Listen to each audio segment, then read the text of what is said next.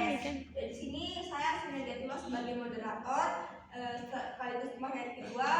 Selanjutnya rekan saya Bayu Nisa Andiroti. Saya Amir Mama. Saya adalah Sabila. Baik, langsung saja ke materi pertama.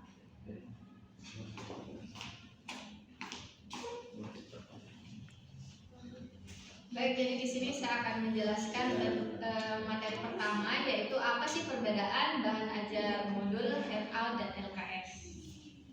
Oke, jadi pertama modul. Apa sih modul itu? Jadi modul itu merupakan paket belajar mandiri yang meliputi serangkaian pengalaman belajar yang direncanakan dan dirancang secara sistematis untuk membantu siswa mencapai tujuan belajar. Jadi sederhananya modul itu dapat digunakan sebagai pembelajaran individual gitu. Jadi modul itu bisa dikerjakan tanpa adanya kehadiran guru. Nah, bahasa yang digunakan dalam modul itu juga komunikatif dan diberikan contoh-contoh sehingga seperti sedang berinteraksi dengan guru gitu. Kalau modul. Nah, kalau LKS yaitu lembar kerja siswa merupakan salah satu bentuk bahan ajar cetak. LKS adalah lembaran-lembaran yang berisi tugas berupa pertanyaan-pertanyaan dan langkah-langkah kegiatan penyelidikan atau pemecahan masalah. Jadi selama ini kan biasanya di sekolah-sekolah itu LKS itu adalah kumpulan soal-soal, walaupun di awal LKS itu ada peta konsep, ada relevansi isi dan tujuan pembelajaran. Namun lebih banyak isi LKS itu soal-soal yang harus dikerjakan siswa. Nah,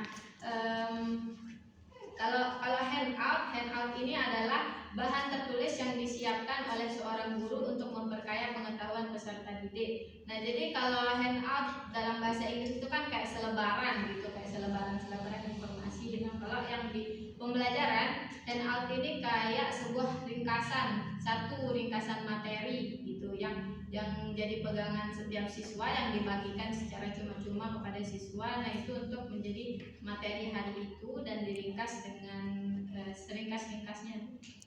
Oke, untuk lebih jelasnya akan dijelaskan lagi per sub materi oleh rekan saya. Terima kasih.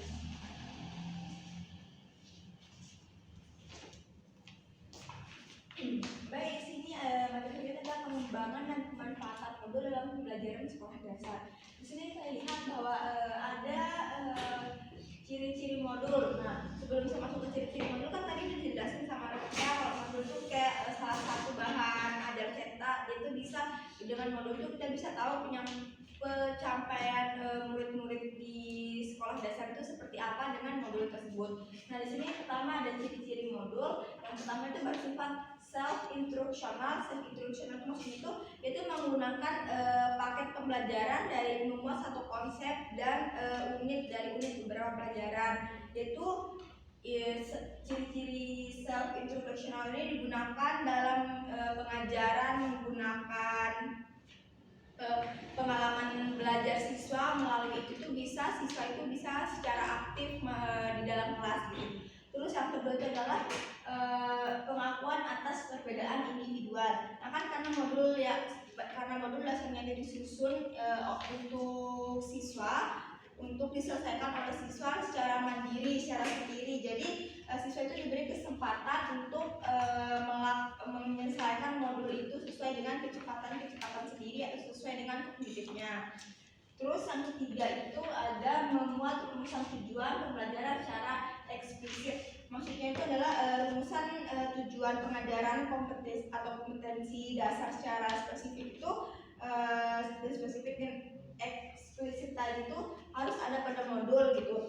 Kalau hal ini tuh berguna bagi pembuat modul sendiri, terus bagi guru dan bagi siswa. Kalau untuk pembuat modul sendiri itu tujuan spesifiknya itu adalah berguna untuk menentukan media atau kegiatan pembelajaran yang akan digunakan untuk mencapai tujuan tersebut gitu. Terus kalau bagi guru itu berguna untuk memahami isi dari pembelajaran, serta kalau bagi siswa itu dia itu bisa secara langsung menghadapi apa yang akan dihadapkannya di saat itu. itu adanya asosiasi struktur dan urutan pengetahuan. Nah, kalau asosiasi sendiri itu terjadi dengan siswa itu membaca teks atau bagan-bagan yang ada di modul. Kalau di modul itu kan dia nggak cuma teks doang kan, itu ada kayak bagan-bagan gitu. Terus kalau struktur dan urutan pengetahuan itu maksudnya itu pada materi atau buku di modul itu tuh yaitu mengikuti struktur pengetahuan secara luas gitu atau secara hierarkis gitu. Dengan demikian itu siswa itu dapat mengikuti kegiatan belajar itu dengan teratur dan sistematis. Terus yang kelima itu penggunaan berbagai macam media. Kalau di modul itu bisa digunakan berbagai macam media dalam pembelajaran, disesuaikan juga dengan karakteristik siswa. Misalnya modul yang bisa menggunakan media itu kayak Baik, saya akan menjelaskan materi. Sudah direkam? Baik, kali ini saya akan menjelaskan materi terkait handout. Seperti yang sudah dijelaskan tadi bahwa handout itu adalah materi ringkas yang bisa diringkas oleh siswa maupun guru gitu. Bentuknya itu dalam bentuk ringkasan gitu. Sekarang yaitu penyusunan handout. Langkah-langkah penyusunan sebagai berikut. Yang pertama, kita itu harus menentukan judul dari handoutnya, yang kemudian disesuaikan dengan kompetensi dasar materi pokok yang memang akan dicapai oleh siswa. Yang kedua itu mengumpulkan referensi sebagai bahan penulisan dari handout itu. Nah, diutamakan referensinya itu referensi yang terkini dan relevan dengan materi pokoknya. Yang ketiga itu menulis handout dengan kalimat yang singkat, padat, dan jelas. Yang keempat,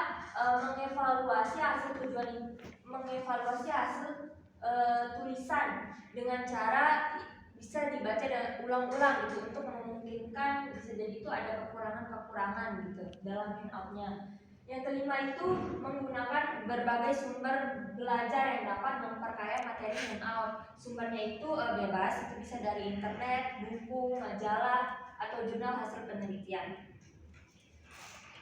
Selanjutnya itu manfaat dari handout. Yang pertama itu kita bisa memperoleh informasi tambahan yang belum tentu diakses secara mudah di tempat lain. Tetapi dengan handout kita bisa memperolehnya dengan cepat dan gampang. Yang kedua itu memberikan rincian prosedur atau teknik pelaksanaan yang kompleks bila menggunakan media audio visual. Yang ketiga itu materi yang terlalu panjang atau kompleks itu bisa diringkas dalam bentuk catatan yang mudah dipahami. Selanjutnya itu keuntungan dari media handout. Yang pertama itu kita bisa menghemat waktu, karena kan media handout ini tuh singkat, padat, dan jelas, jadi itu bisa menghemat waktu belajar kita. Yang kedua itu dapat menggantikan catatan siswa. Yang ketiga, memelihara konsistenan penyampaian materi di kelas oleh guru. Yang keempat itu siswa dapat mengikuti struktur pelajaran dengan baik. Yang kelima, siswa akan mengetahui pokok yang akan diberikan oleh guru. Materi selanjutnya akan dijelaskan. Baik, saya akan menjelaskan tentang pengembangan dan pemanfaatan LKS dalam pembelajaran SD. Yang pertama itu ada pengembangan LKS. LKS dapat dikembangkan melalui langkah-langkah sebagai berikut. Yang pertama, menetapkan standar kompetensi, judul, dan tujuan pembelajaran atau kompetensi dasar yang ingin dicapai. Tujuan pembelajaran ini atau kompetensi dasar merupakan TPU pada kurikulum 1994, sedangkan indikator merupakan TPK. Kemudian yang kedua, menganalisis dan menjabarkan kompetensi dasar menjadi indikator dengan langkah-langkah sebagai berikut. Yang pertama itu merumuskan kompetensi dasar yang ingin dicapai, memilih dan menjabarkan materi pembelajaran berdasarkan kompetensi dasar yang ingin dicapai, dan yang ketiga itu membuat indikator pencapaian kompetensi dasar. Kemudian ada yang ketiga, mungkin nggak masuk ke PPT. Ketiga itu menetapkan prosedur, jenis, dan alat penilaian berbasis kelas sesuai dengan misi kurikulum 2004 yang berbasis kompetensi. Kemudian yang keempat, menetapkan alternatif kegiatan atau pengalaman belajar yang dapat memberikan peluang yang optimal kepada siswa untuk mengembangkan keterampilan-keterampilan proses sains di dalam dirinya. Kemudian yang kelima, menetapkan dan mengembangkan bahan, media, atau sumber yang sesuai dengan kemampuan dasar yang akan dicapai, karakteristik siswa, fasilitas, sarana dan prasarana, dan karakteristik lingkungan siswa. Kemudian yang terakhir itu menyusun LKS yang lengkap, yaitu menuangkan hasil awalnya itu menjadi center atau pusat, menjadi siswanya yang menjadi pusatnya.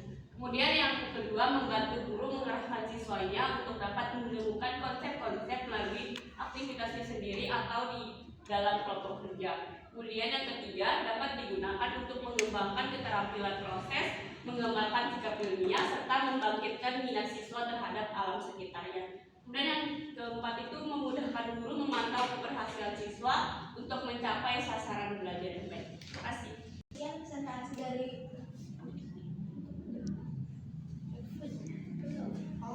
baik, ini adalah contoh-contoh dari modul LKS dan handout gitu. Dari kami apabila ada kesalahan dalam penyampaian materi yang dimaafkan.